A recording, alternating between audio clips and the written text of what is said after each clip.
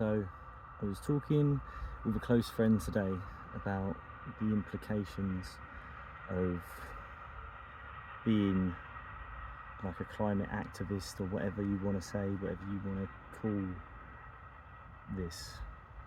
And he made it like, he basically told me there was a few people that thought I was just going mad, right? That I was going through some kind of like midlife crisis or whatever.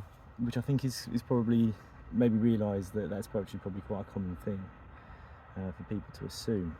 So I just wanted to make a quick video to let everyone know that is not the case at all, and that actually I followed kind of climate change and everything for like a while, like years in fact. Like I've been just kind of learning all about it, and then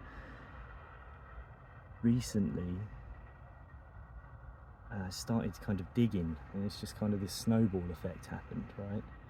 Where you start digging in, and I'm not talking about these are very reliable sources, okay, but they're just not presented to you in the mainstream media. And when you start doing that, you find things like government whistleblowers, and people like Sir David King, who like is former UK chief scientist, right?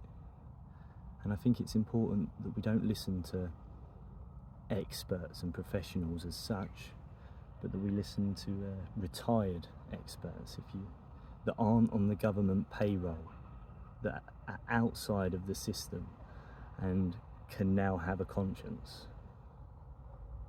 And the science that they suggest, when you dig through the surface of the media and find these things that just aren't put to you, right, you start to develop an understanding of the situation, and you read papers about like predictions, like the real predictions of these situations, like the climate crisis, and it's quite terrifying.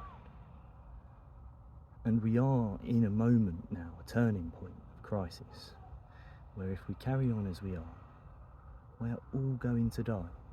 It's literally as simple as that. Right, it's a terrifying aspect.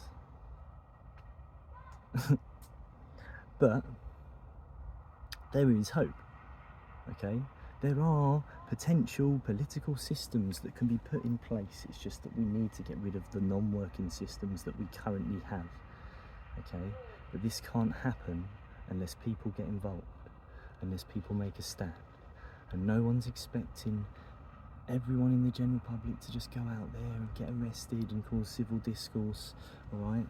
I mean, some people aren't able to for various reasons, but